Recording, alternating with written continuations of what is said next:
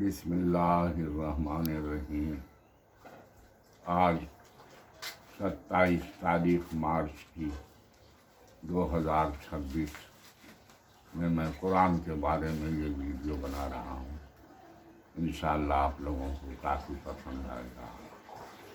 یہ قرآن جو اللہ کا کلام ہے، جو رسول محمد صلی اللہ علیہ وسلم پر نازل ہوا، یہ قرآن، یہ اللہ کا کلام، یہ دنیا میں سب سے بڑی علم والی کتاب،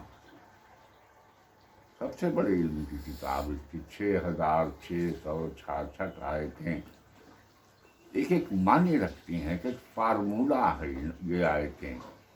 افسوس اس قوم کی سب سے بڑی بدنصیبی ہے جس کے پاس سب سے بڑی کتاب، سب سے بڑی علم کی کتاب ہے، وہ قوم اس کتاب میں لکھا کیا ہے ایک دم نہیں جانتی۔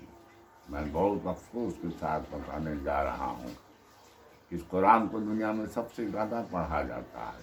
اس کے لاکھوں، کئی لاکھ حافظ قرآن ہیں، روز پڑھی جاتی ہے، بچے مدرسے میں پڑھتے ہیں، لیکن کیا بچے، کیا جوان، کیا عالم، کیا جاہل، پڑھتے سب اس کو ہیں، لیکن اس میں لکھا کیا ہے، اس کا معنی، اس کا مطلب کیا ہے، اس کتاب کے اندر ہے کیا، یہ شاید بھی 1% لوگ عالم نہیں جانتے ہیں۔ عام لوگوں کی تو بات چھوڑیے، ایصال ثواب میں یہ کام آتی ہے، بس جزدان میں قید ہے۔ جزدان میں رکھنا تو اس کی تعظیم ہے، اس کی عظمت ہی اتنی بڑی ہے، یہ جزدان میں رکھنے لائق کتاب بھی ہے۔ اور جزدان میں رکھنا کوئی بری بات نہیں ہے، لیکن اس کو ترجمے سے پڑھنا، اس کی نالج لینا بات بڑی یہ ہے۔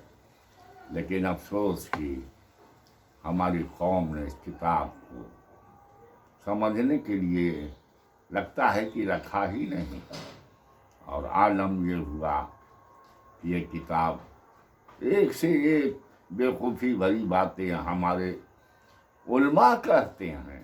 حیرانی تو تب ہوتی ہے کہ صاحب کتاب قرآن کے اندر ہر چیز کا معاملہ نہیں ہے بھائی، بتائیے نماز کا طریقہ کہاں لکھا ہوگا؟ ان بیوقوفوں سے کوئی پوچھے کہ اگر یہ پڑھے ہوتے، قرآن کا ترجمے سے پڑھے ہوتے تو ان کو سب مل جاتا۔ قرآن میں رکوع ملتا، سجود ملتا، جماعت کے ساتھ ملتا، نام ملتا، پانچوں جو وقت جو نماز ہوتی ہے، عشاء کا، فجر کا، ظہر کا، یہ سب مل جاتا۔ تو لیکن انہوں نے کبھی پڑھا ہی نہیں ہے، انہوں نے کبھی ترجمے سے پڑھا ہی نہیں۔ میں مدرسے کے عالموں کی بات کر رہا ہوں، 1% کو چھوڑ کر کے۔ میں کوئی باتیں ایسی انرگل نہیں کرنا چاہتا، یہ غیر ذمہ داری سے میں نہیں کرنا چاہتا، لیکن سچ یہی، قرآن نے کہا ما فرطنا فی الکتاب من شیء، اس کتاب میں ہم نے کسی چیز کا بیان نہ اٹھا رکھا۔ سارا علم قرآن کے اندر، سارا دنیا کا جوڈیشیل جو ہے سسٹم ہے، جو لا کا سسٹم ہے، لا وکالت ایڈوکیسی جوڈیشری کا جو سسٹم ہے، وہ ساری دنیا کا سسٹم اس قرآن کے اندر۔ آپ جائیے تو، جب جائیے گا تو آپ کو معلوم ہوگا کہ یہ قرآن جو ہے سارا حصہ کشی، جائیداد کا بٹوارا کیسے ہوگا، عورتوں کا حقوق ہے، طلاق کیسے ہوگا، سارا لا اس کے اندر ہے، سارا لا اس کے اندر ہے۔ اور یہ رحمت اور شفاعت کی کتاب ہے، پڑھ کے دم کر دیجئے تو اس سے شفاء لما فی الصدور ہے، اس میں سینے کے امراض کا بھی شفا ہے۔ تو یہ کتاب ایسی لاجواب کتاب اس قوم کی بدنصیبی کے لیے، اللہ کے فضل سے میں نے 50 سال میں 300 بار قرآن کا ترجمہ پڑھا، اور میں نے یہ دیکھا، یہ دنیا کا سب سے بڑا علم میں نے حاصل کیا۔ میں دعویٰ کرتا ہوں، فخر سے کہتا ہوں، فخر اس بات پر کرتا ہوں کہ میرے رب نے مجھے توفیق دیا کہ میں نے 300 بار قرآن کا ترجمہ پڑھا۔ میں نے رضا خان کا ترجمہ پڑھا، یہ ترجمہ ہمیں سب سے اچھا لگا۔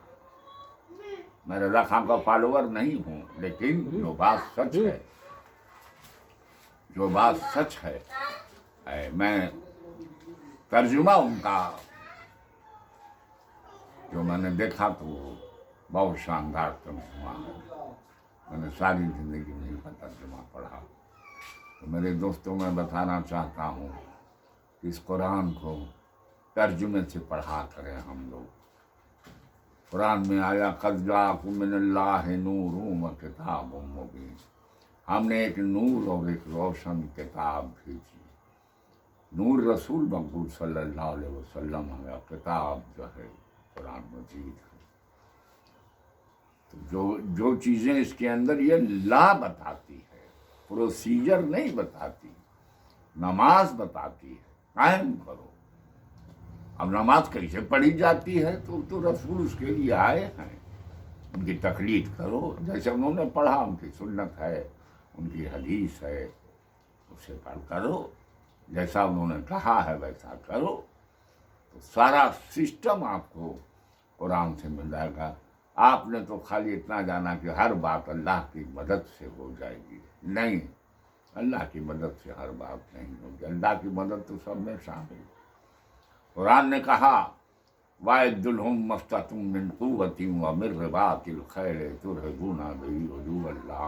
یہ چلی گئی آگے تک آیتیں، اس کا ترجمہ ہے اپنے پاس زبردست گھوڑے تیار رکھو تاکہ کافروں کے دلوں میں دہشت قائم ہو، اور وہ دشمن جن کو تم نہیں جانتے۔ تو اللہ نے کہا کہ اسباب قائم کرو، گھوڑا تیار کرو، فوجی طاقت بناؤ، علم حاصل کرو، جب دنیا کی ریس میں چلنا ہے تم کو تبھی فتح یاب ہوگی۔ جنگ بدر کے اندر بھی مسلمان لڑنے گئے، اللہ کے رسول کی قیادت جنگ لڑنے گئے، شہید ہوئے، اللہ کی فتح اللہ نے دی۔ تو لڑنے کی طاقت بنانا پڑے گا، اسلحہ بنانا پڑے گا۔ آپ چاہتے ہو کہ کرکٹ کا جو ہے ہم کپتان بن جائے بھارتی ٹیم کے، تو اس کے لیے کرکٹ کھیلنا پڑے گا، بہت زیادہ کھیلنا پڑے گا۔ جب بہت قابل رہو گے، کھیلنے والے رہو گے، تو اللہ کی مدد دعا کرو گے اللہ سے، تو تم چن بھی لیے جاؤ گے۔ لیکن پہلے تم کو اچھا کرکٹر بننا پڑے گا۔ بغیر اسباب کے، دنیاوی اسباب کی اللہ کی مدد کیسے اللہ مدد دے گا؟ تم خالی بس سوچ لو کہ یا اللہ ہم وزیر اعظم بن جائیں، یا اللہ وزیر اعظم بن جائیں، 70 برس تک تم خالی دعا کرتے رہو اور کوئی عملی کام نہ کرو، کبھی نہیں بنو گے وزیر اعظم۔ اس کے لیے جدوجہد کرنا پڑے گا، کوشش کرنا پڑے گا، حکمت لگانی پڑے گی، MP MLA بننا پڑے گا، راجنیتی کے اندر حصہ داری کرنا پڑے گا، سنگھرش کرنا پڑے گا۔ بے شک اللہ کی مدد ہے، اللہ کی مدد نیک لوگوں کے ساتھ ہے، اللہ فرماتا ہے۔